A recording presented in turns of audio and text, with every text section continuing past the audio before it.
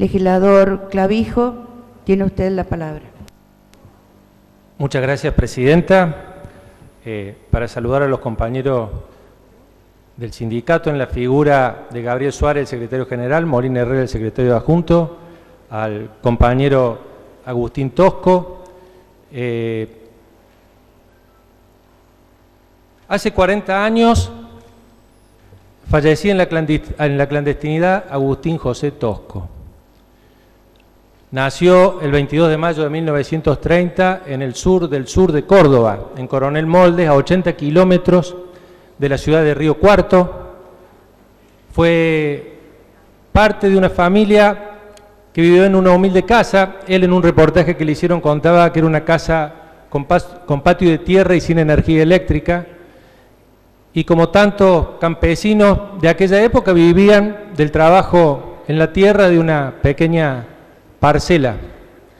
Después de terminar de cursar sus estudios primarios, se trasladó a Córdoba, donde entró como interno en la Escuela de Artes y Oficios de Córdoba, hoy la Escuela Presidente Roca, donde el internado actual lleva su nombre, y donde cursó sus estudios secundarios. A los 18 años ingresó a la Compañía de Luz y Fuerza en el cargo de ayudante electricista en el taller electromecánico.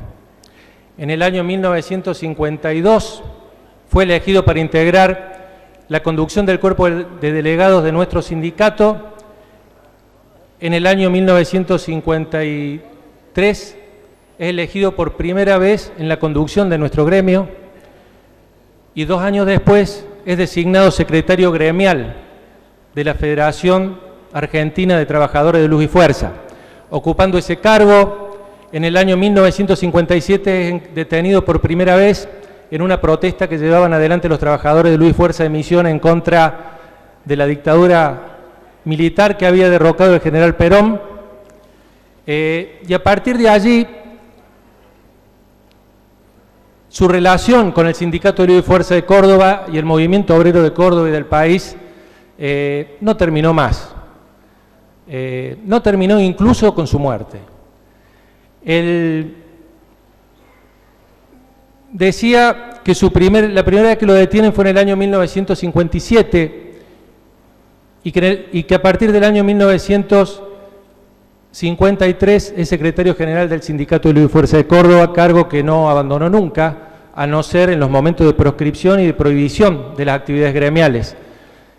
Y su elección más emblemática fue justamente estando detenido en el año 1972, y es elegido secretario general de Luz y Fuerza y secretario adjunto de la CGT Córdoba, acompañando en ese entonces al compañero Atilio López.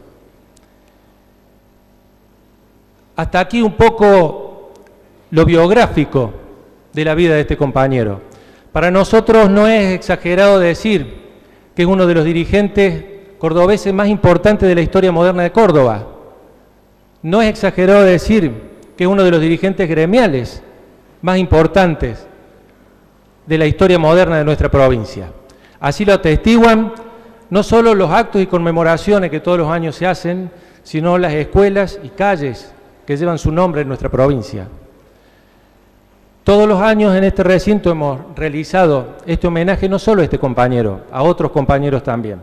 Hace 2 meses atrás rendíamos el mismo homenaje al compañero Atilio López. Y esto trasciende la formalidad de un homenaje, porque así como gracias al recuerdo constante de los afiliados al Sindicato de Luz y Fuerza, así como la prédica constante de su familia y en particular de sus hijos, es lo que ha permitido mantener viva la memoria de estos compañeros, que en estos ámbitos políticos se recuerde a estos compañeros, es lo único que permite que la memoria y el sacrificio que ellos tuvieron no quede en el vacío y no sea ganado por el tiempo y mandado al olvido, como ha pasado muchas veces con otros compañeros también. Muchas veces se ha querido hacer de la figura del compañero Tosco la cara del antiperonismo sindical.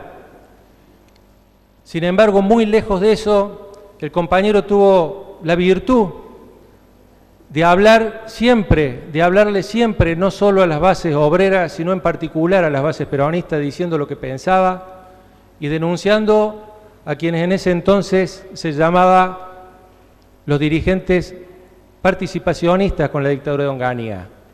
Si hay algo que no se le puede echar en cara a este compañero, es que haya ocultado o haya manipulado su forma de pensar y sus creencias. Si hay algo que siempre lo antecedía, eran su forma de pensar y sus creencias.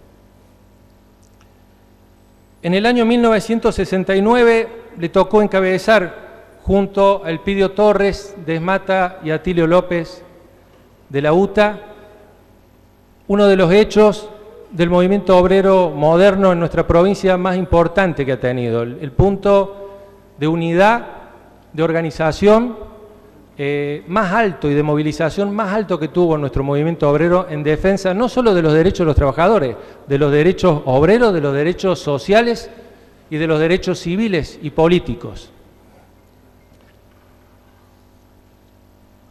Decía que el reconocimiento permanente de la figura de estos compañeros es lo que permite que trasciendan el límite, la distancia y el olvido, y por eso es importante cada vez que nos reunimos a hablar de estos compañeros, a hablar de las cosas que nos llegan, y en eso siempre tenemos un problema que no es menor, y es que con los años lo que nos llega de estos compañeros ya no es su condición solamente dirigente sindical, ya no es solamente su condición de persona, sino que también todo eso es agigantado por el mito y nos llega a nosotros una versión casi mitológica de lo que son.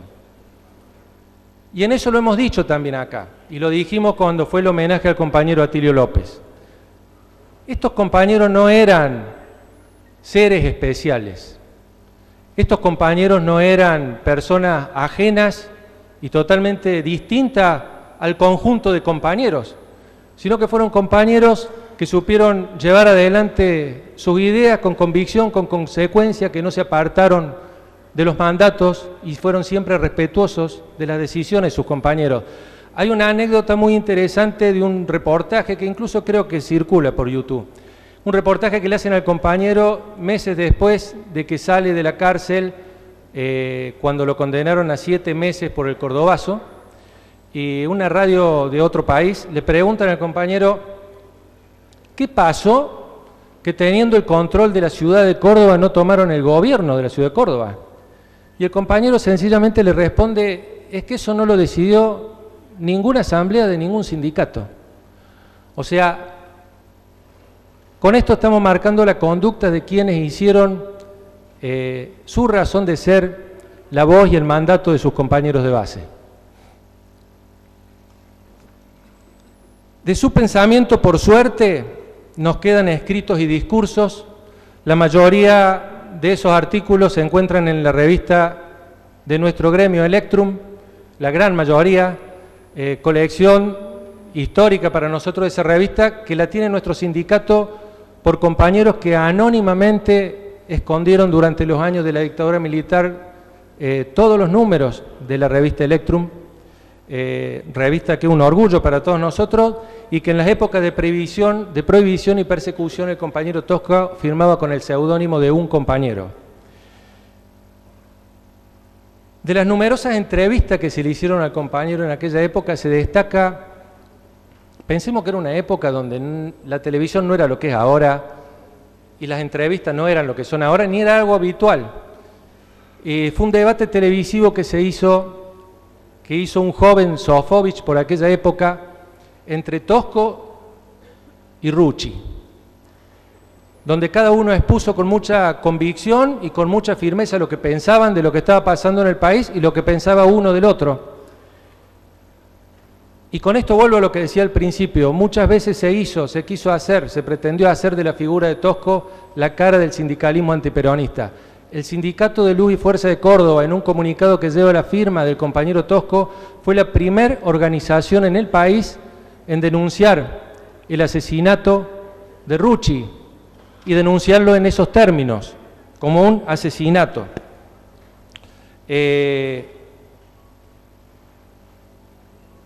Digo esto porque en aquella época también distintas organizaciones, sobre todo las organizaciones vinculadas a la lucha armada, calificaron ese hecho de muchas formas. Pero el compañero Tosco no dudó en calificarlo como un asesinato, con todo lo que eso implica, dejando en ese comunicado un concepto muy claro, de que solo la lucha por una plena democracia sindical de base es el camino apto para la autodeterminación de los trabajadores. Por eso condenamos el asesinato del compañero secretario general de la CGT, José Ignacio Rucci. Palabras que para aquella época no eran cualquier tipo de palabras y menos proviniendo de dirigentes de la talla y la altura de estos dirigentes. Siempre luchó por la vigencia de la democracia, por la vigencia de los derechos políticos, sindicales y sociales. Entrevistado sobre cómo imaginaba la vuelta a la democracia en el país, también tuvo conceptos muy claros. Nosotros planteamos como cuestión fundamental la unidad y la lucha de todas las fuerzas populares por el pleno respeto a todos los derechos humanos en Argentina. A partir de ahí, y como consecuencia y resultado de esa lucha, solo será posible el libre reingreso al país de todos los compatriotas desterrados, particularmente el general Juan Domingo Perón. No imaginaba el compañero tampoco a los trabajadores al margen de la lucha política. Decía: el dirigente obrero es un aporte fundamental de la política. Los sindicatos deben llevar adelante una política que entendemos general y no partidaria, ya que las organizaciones obreras están compuestas por compañeros de distintos pensamientos políticos, pero la clase obrera es para nosotros un agente fundamental en el proceso de liberación nacional y social argentino, y todo proceso de liberación nacional y social es esencialmente político. De ahí que debamos, los trabajadores y los dirigentes, actuar en la lucha política general y, al margen de una organización sindical, actuar dentro de los partidos políticos.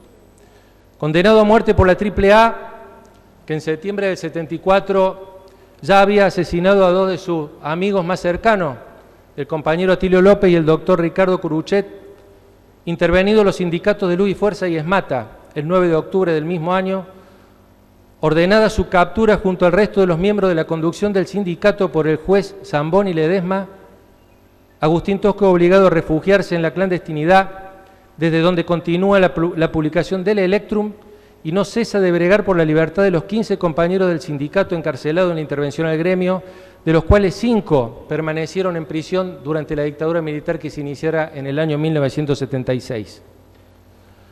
Acarreando una dolencia que lo va debilitando y recibiendo una precaria atención médica, motivado por la situación de clandestinidad en la que vivía, muere el 5 de noviembre de 1975, siendo el cortejo fúnebre que lo acompañó a pie desde Redes Cordobesas, actual Polideportivo General Paz, hasta el cementerio San Vicente, uno de los más impresionantes que registra la historia de nuestra provincia. Quiero decir, como ya lo hicimos otras veces, que aún hoy el nombre del compañero Tosco figura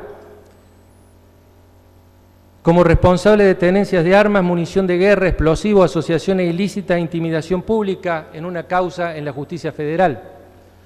Aún hoy el compañero Tosco figura como cesante por abandono de servicio en la empresa de energía de Córdoba.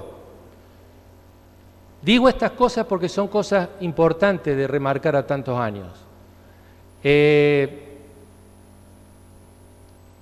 Creo que quienes intenten hacer uso político del nombre de figuras como la de estos compañeros, lo único que van a lograr es hacer el ridículo, porque son compañeros que están muy por encima de todos nosotros, ¿no? Pero es importante remarcar en los tiempos que corren estas cosas. Quizás lo que mejor lo define a él como persona y dirigente sea la respuesta que dio en otro reportaje cuando le preguntaron por qué todas las respuestas las daba en plural usando la palabra nosotros. Y el compañero dijo: lo que digo no es exclusivo ni personal, se trata de algo compartido por todos los compañeros. Yo no represento a una persona, sino que represento la posición colectiva de todos mis compañeros. Esa, creo yo, es la frase que mejor define el accionar de este y de tantos compañeros queridos por todos nosotros, y es por todo lo expuesto que solicito a mis pares la aprobación de este homenaje.